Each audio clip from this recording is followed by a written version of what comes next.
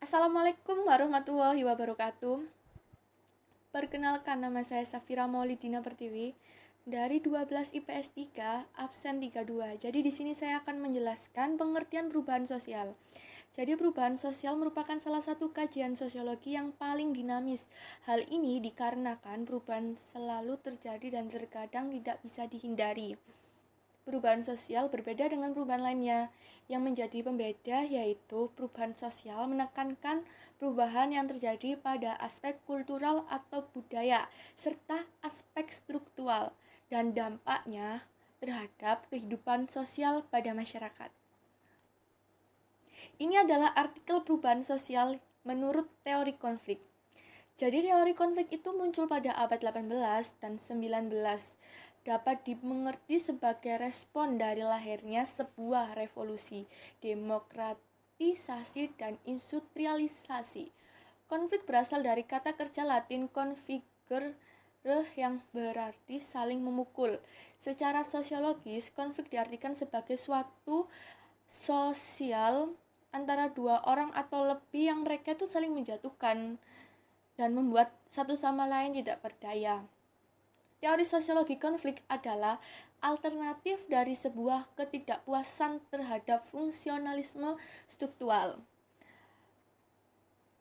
Dan teori konflik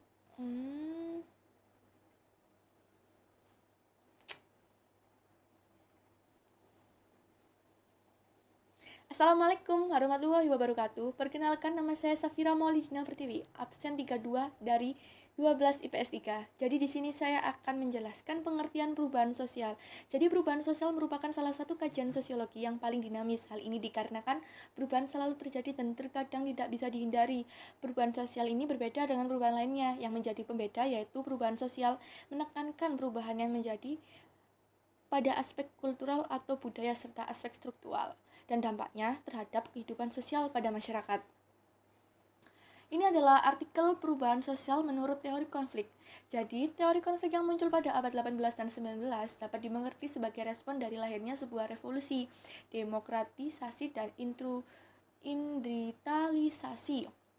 Konflik berasal dari kata kerja Latin configere yang berarti saling memukul. Secara sosiologis, konflik itu diartikan sebagai suatu proses sosial antara dua orang atau lebih yang mereka itu saling menjatuhkan dan membuatnya satu sama lain itu tidak berdaya.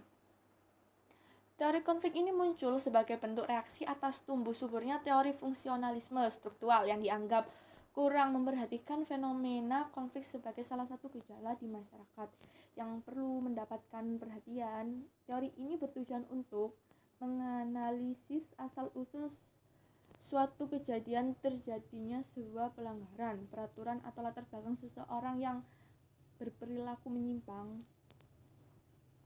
Konflik itu merupakan gejala sosial yang selalu hadir dalam kehidupan masyarakat, sehingga konflik ini bersifat inheran, yang artinya konflik akan senantiasa ada dalam setiap ruang dan waktu. Dan masyarakat ini senantiasa dalam proses perubahan yang ditandai dengan pertentangan yang terus-menerus antara unsur-unsur. Manusia adalah makhluk sosial yang mempunyai andil dalam terjadinya disintegrasi dan perubahan sosial. Masyarakat selalu dalam keadaan konflik menuju proses perubahan. Karena teori konflik memandang masyarakat disatukan oleh ketidakbebasan dan yang dipaksakan, maka dengan demikian posisi tertentu di dalam masyarakat mendelegasikan kekuasaan dan otoritas terhadap posisi yang lain. Teori-teori tentang perubahan sosial. Jadi yang pertama itu teori konflik. Menurut teori ini, konflik sosial itu merupakan sumber utama terjadinya perubahan sosial. Konflik sosial terjadi karena adanya pertentangan antara kelas sosial, di mana kelompok yang lebih kuat cenderung mendominasi kelompok yang lebih lemah. Teori ini berakar dari pemikiran Karl Marx tentang konflik antara pemilik modal dan bourgeois dengan pekerja atau proletar. Terus yang kedua di sini ada teori siklus. Menurut teori ini, perubahan merupakan salah satu yang terjadi berulang-ulang, tidak dapat direncanakan atau diarahkan. Terus yang ketiga, teori linear. Merupakan teori ini perubahan bergerak menuju tahapan atau titik tertentu pandangan ini juga menganggap bahwa perubahan bisa diarahkan atau direncanakan. Bentuk-bentuk perubahan sosial berdasarkan waktu. Perubahan lambat atau evolusi yaitu perubahan yang berlangsung dalam waktu yang lama dan bersifat lambat. Misalnya, perubahan mata pencaharian. Perubahan cepat atau revolusi yaitu perubahan yang terjadi dalam waktu yang sangat singkat dan cepat. Dalam revolusi biasanya ada pemimpin yang mengarahkan revolusi tersebut dan ada tujuan yang kuat dari golongan bersangkutan untuk melakukan perubahan. Contohnya itu adalah revolusi Prancis dan perebutan kemerdekaan Indonesia dari Jepang. Berdasarkan intensitas, perubahan kecil yang dampaknya tidak terlalu dirasakan oleh masyarakat luas, misalnya perubahan mode pakaian atau model rambut dan lain-lain. Perubahan besar yaitu perubahan yang dampaknya sangat dirasakan oleh masyarakat, misalnya penemuan internet, komputer, dan berkomunikasi secara besar. Faktor pendorong. 1. Sikap berorientasi ke masa depan. Adanya prinsip bahwa setiap manusia harus berorientasi ke masa depan, menjadikan manusia tersebut selalu bersikap optimis. Perasaan dan sikap optimis adalah sikap yang perasaannya selalu percaya dan diperolehnya sikap yang lebih baik. Sementara jika dioptimistis semacam itu, maka akan menjadikan masyarakat tersebut selalu bersikap ingin maju, berhasil lebih baik, dan lain-lain. Adanya jiwa dan sikap optimistik. Ketidakpuasan masyarakat terhadap bidang kehidupan tertentu. Munculnya ketidakpuasan masyarakat terhadap bidang-bidang kehidupan tertentu, misalnya adanya pelaksanaan pembangunan yang hanya menguntungkan golongan tertentu.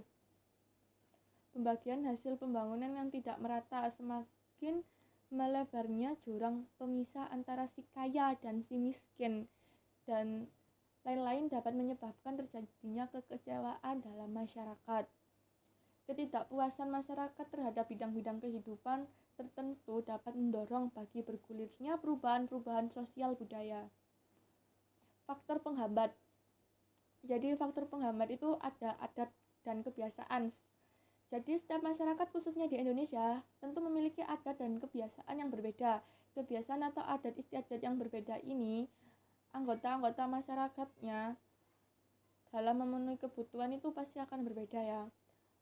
Dalam konteks ini, adat dan kebiasaan sudah tidak efektif digunakan untuk memenuhi kebutuhan pokok masyarakatnya. Dalam tatanan masyarakat akan sangat sulit untuk merubah adat dan kebiasaan yang sudah terbiasa dilakukan. Kepentingan yang tertanam, nilai-nilai tradisional yang sudah tertanam kuat dalam masyarakat akan menimbulkan sebuah kepentingan kolektif.